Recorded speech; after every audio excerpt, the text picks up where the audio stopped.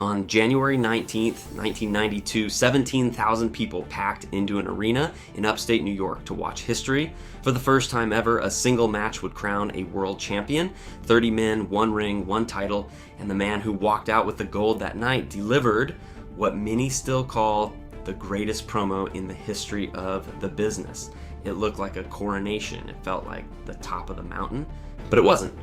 Because if you freeze that ring at the moment the final bell rang, if you look at the faces of the men who fought that night, you are looking at something much darker than a wrestling match. You are looking at a countdown, a list of names, many of whom would be dead long before their time. Men whose hearts would give out in their 30s and 40s, a man who would one day be charged with murder, and a company that at that very moment was quietly burning to the ground behind the curtain, engulfed in twin scandals so ugly they should have ended everything. The scandals that nearly destroyed the World Wrestling Federation in the exact months this event aired. The staggering, almost unbelievable death toll among the men who competed in that ring. The tragedies, the addictions, the cover-ups, and the curses that followed them for the rest of their lives. By the time we reach the end, you'll understand why so many people who look back on this event don't see a celebration at all. They see a memorial. The venue was the Knickerbocker Arena in Albany, New York. The date was January 19th, 1992. It was the 5th annual Royal Rumble, and Vince McMahon's World Wrestling Federation had done something it had never done before. It took its signature gimmick match, the 30-man over-the-top rope battle royal, and it raised the stakes to the absolute maximum. The WWE Championship had been vacated in December of 1991 after a chaotic series of title changes between Hulk Hogan and The Undertaker. Two disputed finishes, a belt nobody could hold on to, and so the decision was made. The winner of the Royal Rumble would not just win a trophy or a title shot, he would walk out as the champion of the entire company. Every man for himself, that was the tagline. And it was more fitting than anyone in the building could have possibly known. The undercard delivered some genuine moments. Roddy Piper defeated the Mountie to win the Intercontinental Championship, the only singles title Piper would ever hold in the WWE across a legendary career. There was a small piece of controversy baked into even that. The Mountie had taken the title only days earlier from Bret Hart at a live event, with Hart reportedly wrestling through a genuine illness, a fever burning him up as he lost the belt. So Piper's win was the payoff to a hot potato title switch designed to get the gold onto him for this specific night. Owen Hart and the Anvil, billed as the new foundation, beat the Orient Express in an energetic tag match. The Beverly Brothers got past the Bushwhackers, and the Natural Disasters took the tag team titles from the Legion of Doom, though only by countout, a deliberately unsatisfying finish that kept the belts controversial. It was a card stacked with names that would echo through wrestling history, and stacked too with men whose personal stories would turn dark. Owen Hart, so full of life that night, would himself die tragically just 7 years later, falling from the rafters during an ill-conceived stunt entrance at a pay-per-view event. Even the men on the undercard were not spared what was coming. But everyone in that arena was waiting for the main event. And the main event became legend for one reason above all others. His name was Ric Flair. Flair had jumped from the rival promotion just months earlier, a genuine shock at the time, and he entered the Rumble at number 3, which meant that to win, he would have to survive nearly the entire match. He would have to outlast 27 other men. He would have to fight for close to an hour, dumping opponent after opponent over the top rope while running, ducking, begging, and clawing for his life. And he did it. Flair lasted 59 minutes and 26 seconds. He fought off the entire roster.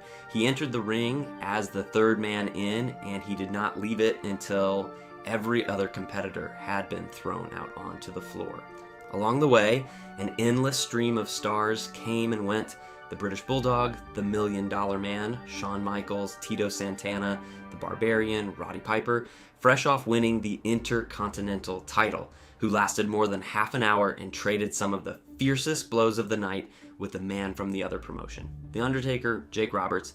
And through all of it, Flair kept surviving, kept ducking, kept clutching that top rope for dear life.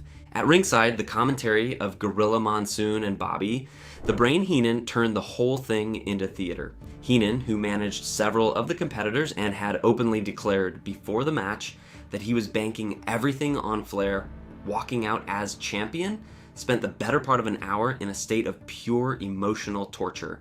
Every time another man's music hit, Heenan wailed that it wasn't fair, that Flair had drawn a terrible number, that the whole thing had been designed to destroy his man. It became one of the most beloved broadcasting performances in the company's history, and it worked precisely because Flair's survival really did feel impossible.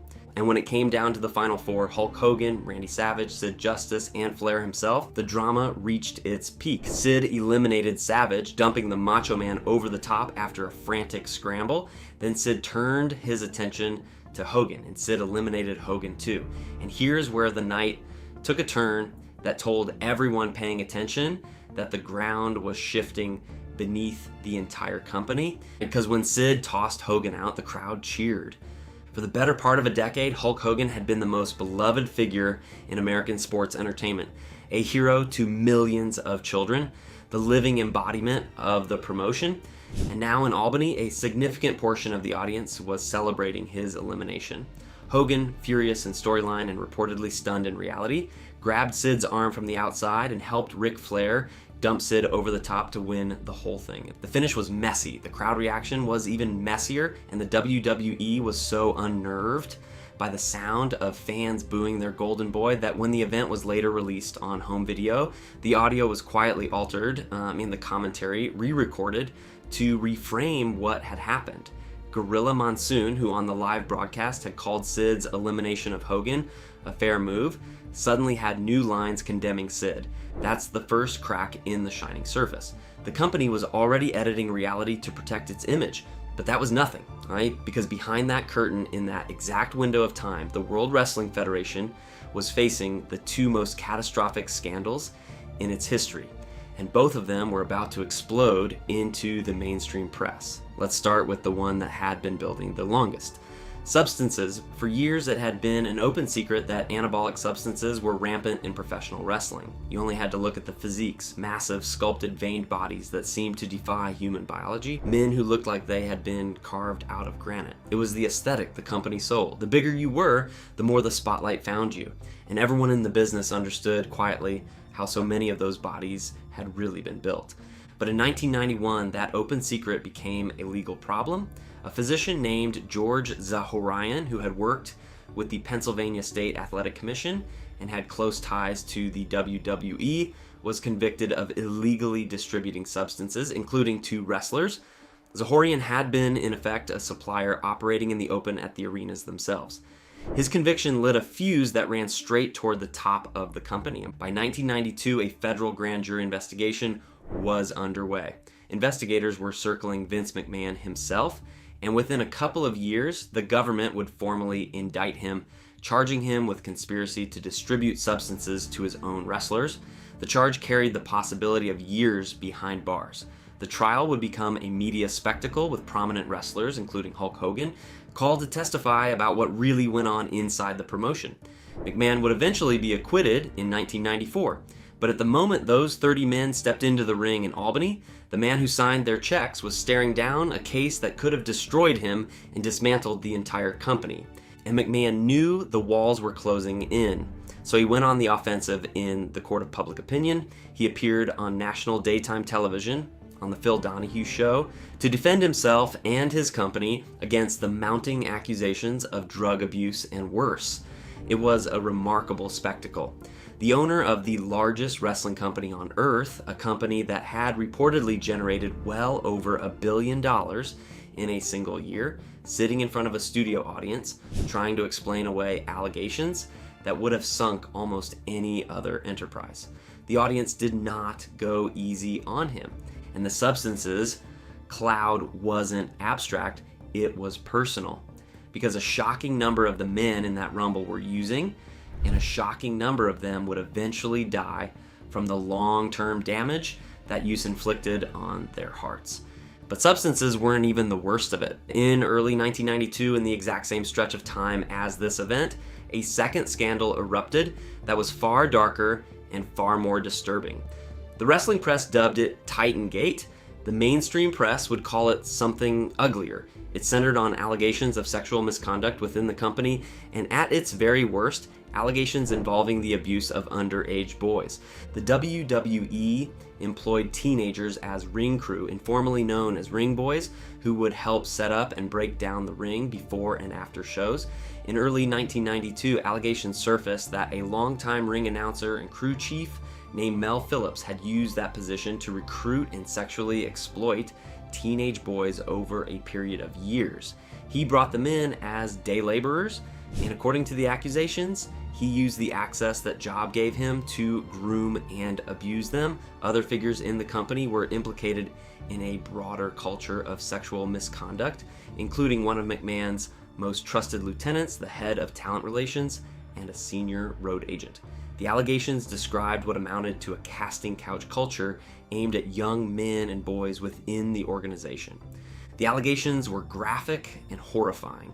One of the most respected veterans in the entire history of the business went public with an account of walking into an arena before a show and witnessing inappropriate contact between a company official and a young member of the ring crew. He described a second, even more disturbing scene he had been told about. These were not anonymous whispers. These were named on-the-record accusations from people inside the industry, brought into the light by wrestling journalists and then picked up by mainstream reporters at major newspapers. Journalists began digging in earnest. Headlines appeared with words like sleaze and abuse attached to a company that marketed itself to children. On March 2nd, 1992, just weeks after the Royal Rumble, 3 men connected to the scandal resigned from the company. One of them, McMahon's longtime right-hand man, would quietly return to the fold a short time later. The others did not, and then it got worse still. In April of 1992, a former WWE referee named Rita Chatterton appeared on national television on a tabloid news program hosted by Geraldo Rivera and accused Vince McMahon of raping her in a limousine years earlier.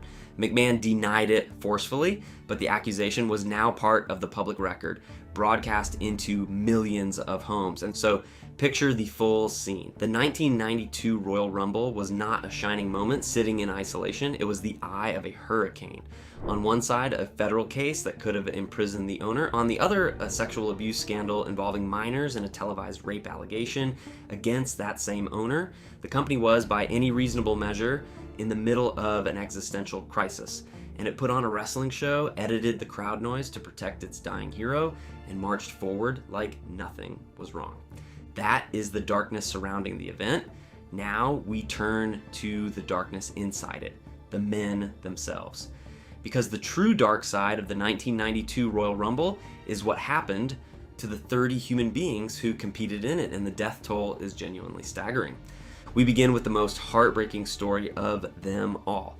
A man who entered that Rumble at number 9, wrestling under the name the Texas Tornado. To the fans, he was a golden god, tanned, muscular, impossibly charismatic, but his real name was Kerry Von Erich, and he was already, in a very real sense, a dead man walking. To understand Kerry, you have to understand the family he was born into, the Von Erichs, in reality the Adkisson family of Denton, Texas. Their patriarch, Fritz Von Erich, was one of the biggest villains in wrestling in the 1960s, and he raised a family of sons who all followed him into the business. They were beautiful, athletic, beloved across the American Southwest, and they were cursed.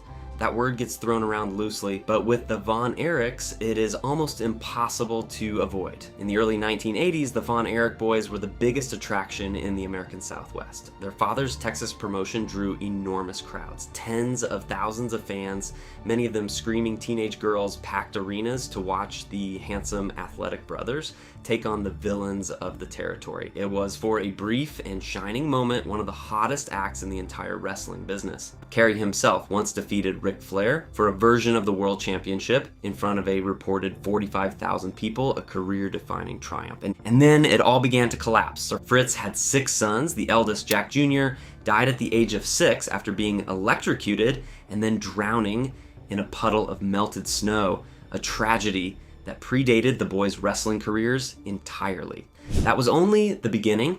David Von Erich, considered by many the most naturally gifted of them all, the brother industry insiders believed was destined to become a national world champion, died in 1984 at the age of 25 while on tour in Japan from what was reported as an overdose.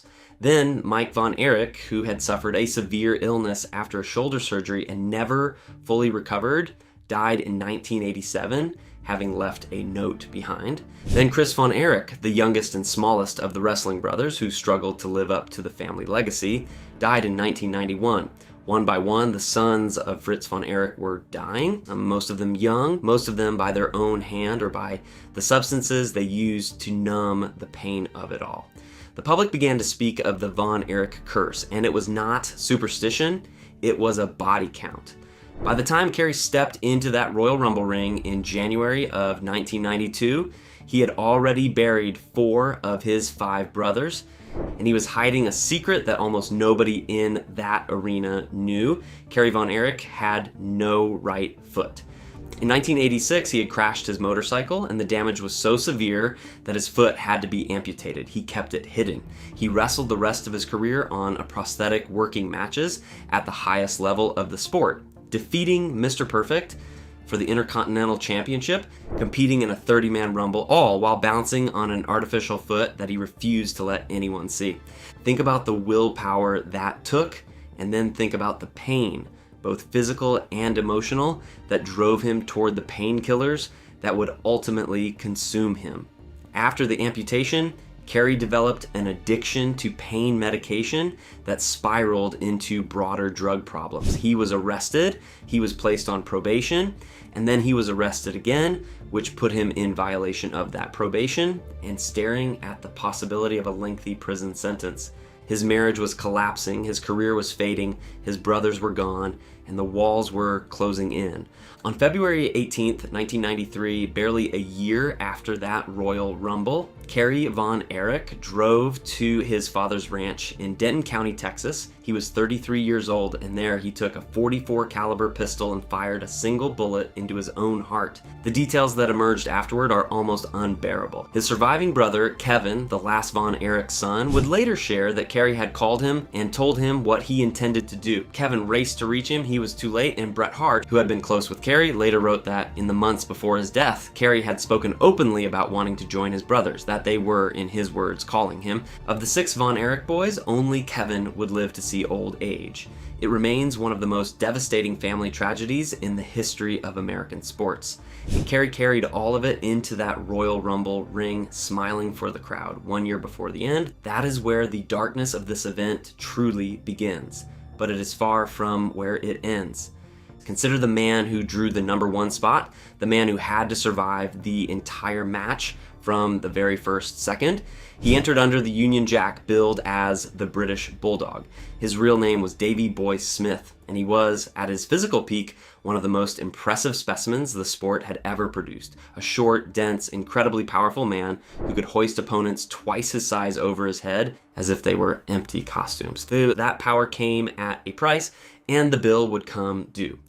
Smith's body was built in significant part on anabolic substances in an era when that was simply the cost of doing business at the top of the card. Just months after this Royal Rumble in the summer of 1992, Smith would enjoy the single greatest night of his career, defeating his own brother-in-law Bret Hart in front of a reported crowd of 80,000 at Wembley Stadium in London to win the Intercontinental Championship. It was a career peak, and it came at the very moment the company he worked for was imploding.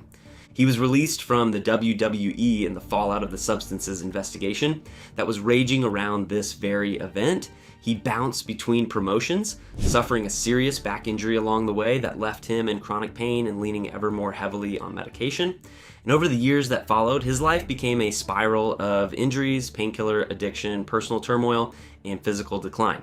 His marriage into the famous Hart wrestling family fell apart amid ugly and very public accusations. He went to jail, he went to rehab, he genuinely fought to get clean and stage a comeback. He nearly made it. By the spring of 2002, those close to him said he had gotten off the drugs and was preparing to return to the ring.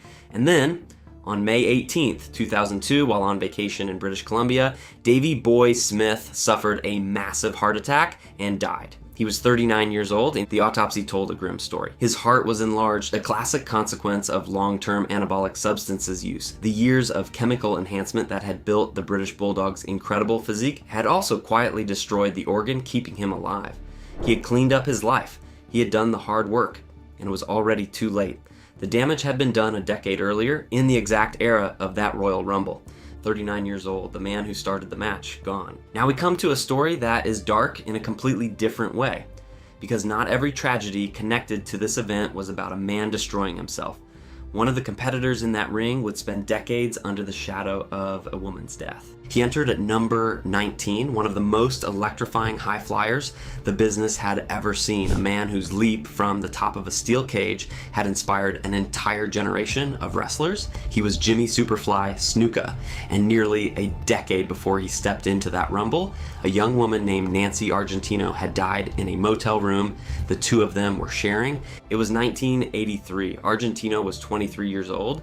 Snuka was a rising star in the then fledgling WWE, which taped television in Allentown, Pennsylvania. On the night in question, Snuka reported returning to their motel room to find Argentino unresponsive, gasping for air. She was rushed to the hospital. She died within hours. An autopsy revealed traumatic brain injuries and more than 36 cuts and bruises across her body. The forensic pathologist wrote that the case should be treated as a homicide until proven otherwise. But it wasn't. Snuka gave shifting, inconsistent accounts of what had happened, according to investigators who later reviewed the case. At one point, he suggested she had slipped and fallen on the way to their hotel.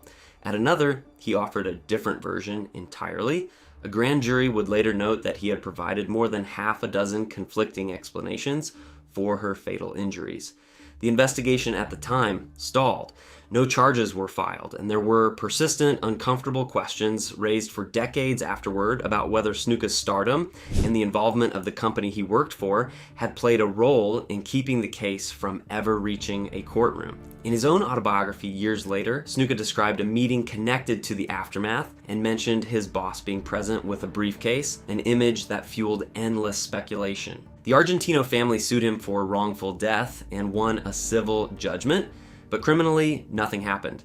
And Jimmy Snuka went on to become a celebrated legend, eventually inducted into the WWE Hall of Fame, performing at WrestleMania, competing in events like the 1992 Royal Rumble, while the question of what happened to Nancy Argentino simply hung in the air unanswered for over 30 years. Her family never stopped grieving.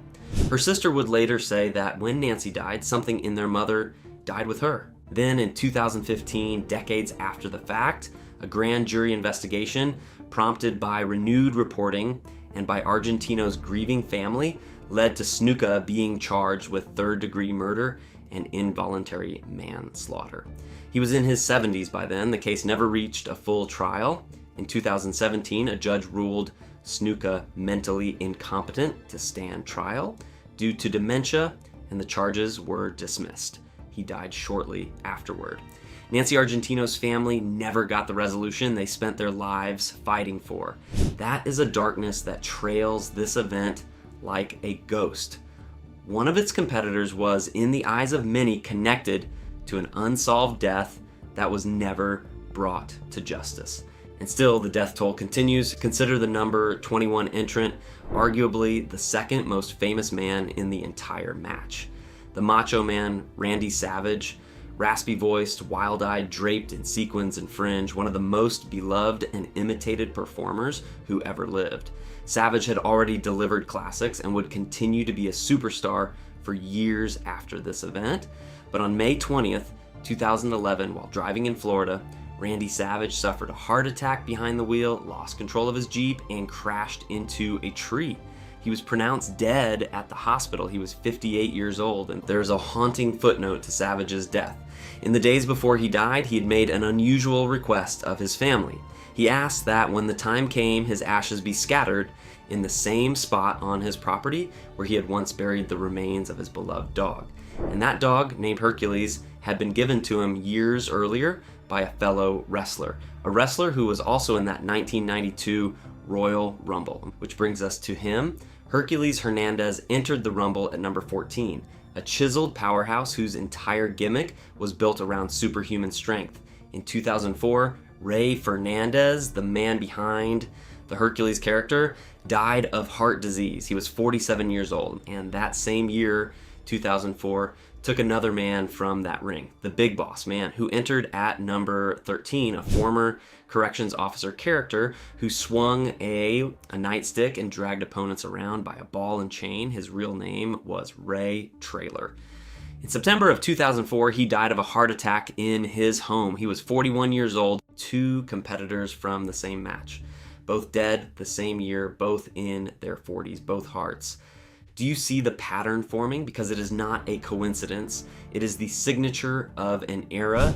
The bodies these men built to succeed in that ring in 1992 were, for so many of them, ticking clocks. The list goes on with a grim rhythm. Nikolai Volkov, the towering Cold War villain who entered the match, passed away in 2018. Colonel Mustafa, better known to the world as the Iron Sheik, one of the most famous villains in wrestling history, entered at number 24 and lived a long and colorful but often troubled life before passing away in 2023. Virgil, the man who entered at number 23, spent his final years battling dementia and cancer before his death in 2024. And Roddy Piper, who had won the Intercontinental title earlier that very night, and then entered the Rumble at number 15, one of the greatest talkers and most magnetic personalities the sport ever produced, died in 2015 at the age of 61. Piper had spoken with brutal, unsettling honesty near the end of his life about the toll the business had taken, about the pills and the pace and the paranoia, about his own mortality. He openly told interviewers that he did not expect to reach old age, that he could feel the years of abuse catching up with his body. It was a chilling thing to hear a man say about himself, and he turned out to be right. He was gone before he ever got old. Then there is the man Ric Flair threw out to win it all, Sid Justice, who entered at number 29 and came agonizingly close to winning the whole thing, the last man standing between Flair and the championship. His real name was Sid Justice, a towering, terrifying presence at nearly 7 feet tall, a genuine main event monster who would go on to headline WrestleMania and hold world titles in 2 different major companies. But Sid's career was also marked by one of the most horrifying in-ring. In August of 2024, after a years-long battle with cancer, Sid Justice passed away at the age of 63, the man in the final 2 of that historic Rumble. The man who came within one elimination of writing an entirely different ending to the night. Gone. And of course, we cannot avoid the biggest name of all. The man whose elimination that night drew cheers instead of tears. Hulk Hogan. Hogan was the sun that the entire wrestling universe of the 1980s orbited around. And that 1992 Royal Rumble was, in retrospect, one of the first visible signs that his era was ending, that the audience was turning, that the ground was shifting. In the decades that followed, Hogan's story became one of the most complicated in all of entertainment. Enormous fame, enormous wealth, and a series of scandals and controversies that badly damaged his reputation and divided the public that once worshipped him. On July 24, 2025, Hulk Hogan died in Clearwater, Florida at the age of 71 following a cardiac arrest. And in a detail that speaks volumes about how his life had unfolded, the public reaction to his death was openly, notably mixed. The most famous wrestler who ever lived, mourned by many and by others, remembered through a far more critical lens. Even in death, the complications followed him. So let's take a step back and count. Of the 30 men who competed in that 1992 Royal Rumble, a devastating number are no longer with us. Kerry Von Erich, dead at 33. Davey Boy Smith, dead of a damaged heart at 39. The Big Boss Man, dead of a heart attack at 41. Hercules, dead of heart disease at 47. Randy Savage, dead of a heart attack at 58.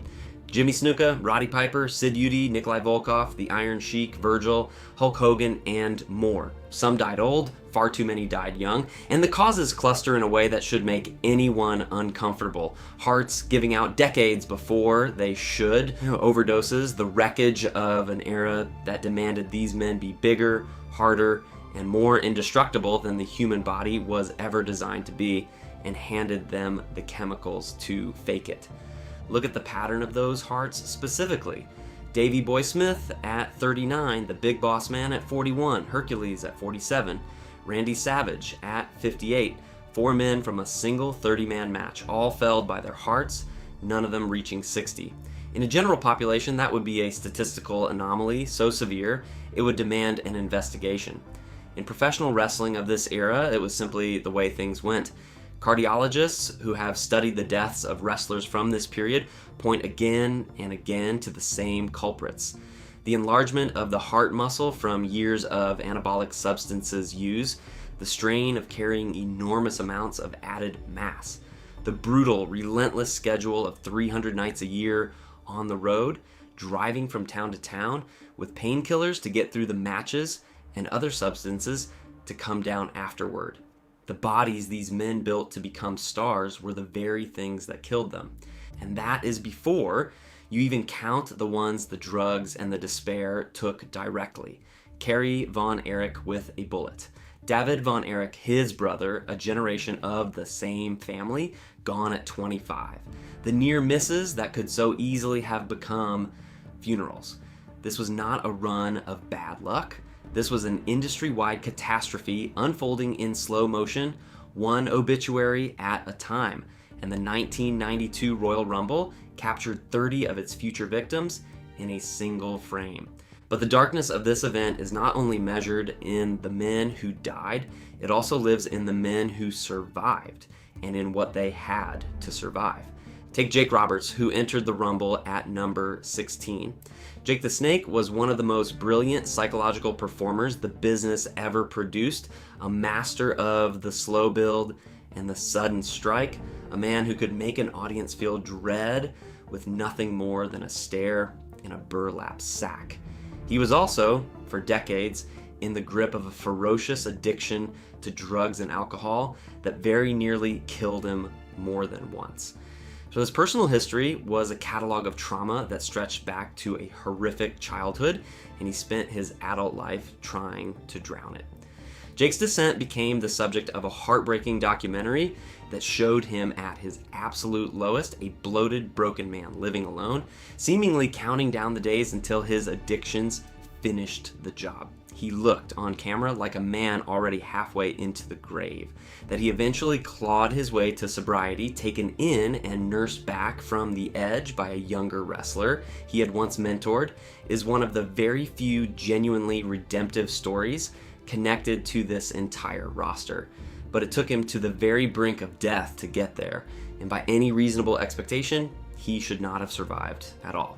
Take Shawn Michaels, who entered at number 6, then a rising star on the verge of superstardom. Michaels would go on to become one of the greatest in-ring performers of all time, but his path there ran through years of well-documented substance abuse and self-destruction, a period so dark that it nearly ended both his career and his life before he found his way out and take the winner himself. Ric Flair, the man who authored one of the greatest single night performances in wrestling history in that Albany ring, and then cut a victory promo so raw and so electric that it is still quoted word for word by fans more than 3 decades later. On the surface, Flair is the great survivor of this story, the man who got the happy ending. Still walking, still talking, still beloved, but even his life has been shadowed by darkness, financial ruin so complete that a man who earned millions ended up publicly broke.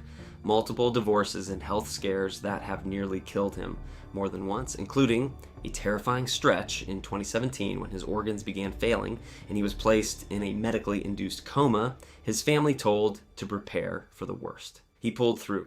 But the darkest chapter of Flair's life had nothing to do with his own body. In 2013, his son Reed, himself a promising young wrestler chasing his father's enormous legacy, was found dead in a hotel room from a drug overdose. He was 25 years old, the exact same age David Von Erich had been when he died on that tour in Japan. The same age, a different family, a generation later, the same unbearable story playing out again. The father survived the business. The son did not. And that more than any single death on the roster may be the truest measure of the darkness at the heart of this era. It did not stop with the men in the ring. It reached forward in time and took their children too. That is perhaps the most chilling thread of all. The tragedy was not confined to one man or one family. It rippled outward and downward from the fathers in that ring to their sons, repeating itself with a cruelty that defies belief. When you assemble all of it, the full picture of the 1992 Royal Rumble is almost impossible to reconcile with the joy of the highlight reel. On the surface, it is a triumphant night, a brilliant match, an unforgettable victory, a promo for the ages, but underneath, it is a snapshot of an industry at its most dangerous and most diseased. A company facing federal indictment and sexual abuse allegations, editing its own broadcast to hide the truth. A locker room full of men chemically inflating themselves toward early graves. Addictions everywhere. A family curse claiming its sons. A death that would never see justice. And a mortality rate that reads less like a wrestling card and more like a casualty list. There's a reason that when longtime fans and journalists go back and study this era, they don't just see nostalgia, they see warning signs that everyone chose to ignore, the scandal that would eventually force real, if imperfect, drug testing into the business, the abuse allegations that would resurface again and again over the decades, a rot that was never fully cut out. The parade of funerals that would follow these men through their 40s and 50s and beyond. The 1992 Royal Rumble was supposed to be about crowning a king, and it did. Ric Flair got his moment, and it was glorious, and it was deserved. But the throne he climbed to was built on top of something dark. A business that used these men up and, in far too many cases, discarded what was left. Men who gave their bodies, their minds, and sometimes their lives to entertain 17,000 people in an arena in Albany and millions more watching at home, none of whom had any idea what it truly cost. That is the dark side of the 1992 Royal Rumble. Not a single scandal, not a single tragedy, but an entire ecosystem of them all converging on one night, one ring, 30 men. A night that looked like a celebration, but reads in hindsight like an omen. The next time you watch Ric Flair fight for nearly an hour and lift that gold above his head, look past him. Look at the other men in that ring. Look at the young Texan hiding a prosthetic foot and a broken heart. Look at the powerful Englishman who started the match and whose own heart would betray him. Look at the high flyer with a shadow trailing behind him and the giants whose bodies were already turning against them. They were all there that night, smiling for the cameras, living, breathing at the top of their world, and so many of them were already running out of time. That is what makes this event so haunting. Not that it was dark on the night. It wasn't. It was one of the brightest nights the company ever produced. The darkness came later. The darkness was always coming, and knowing what we know now, it hangs over every frame. Think about the arithmetic of it one more time, because it deserves to sink in. 30 men entered that ring. Within a year, one of them would put a bullet in his own heart. Within a decade, several more would be dead, most of them from hearts that failed far too young. The owner of the company would be indicted by the federal government. His most trusted lieutenants would be named in a sexual abuse scandal involving minors. He himself would be accused on national television of rape. One of the competitors carried the shadow of a woman's unsolved death. Another wrestled the entire match on a hidden prosthetic foot while grieving 4 dead brothers. And the winner would one day bury his own son at the same age the business had once buried another promising young man from another cursed family. All of that from one wrestling match, from one night in Albany. We remember the 1992 Royal Rumble for the roar of the crowd and the sight of Ric Flair holding the gold aloft, tears in his eyes, screaming that he was the greatest of all time. And he had earned that moment. Nobody can take it from him. But if you have the stomach to look past the confetti and the music and the spectacle, you see something else entirely. You see a portrait of an industry at war with itself, poisoning its own heroes, protecting its own predators, and marching 30 men out under the lights to entertain the world, while so many of them were already quietly dying. The show, as they say, must go on. And it did. It always does. But the cost of that show is written in the names we have gone through tonight. Every one of them a person, every one of them a story, every one of them in that ring, in that moment, more alive than they would ever be again. And if you found this deep dive as sobering as it was fascinating, do me a favor and hit that like button and subscribe for more hard-hitting looks at the untold stories behind wrestling's biggest nights. Because behind every celebrated moment, there is almost always a story the highlight reels never tell. Until next time.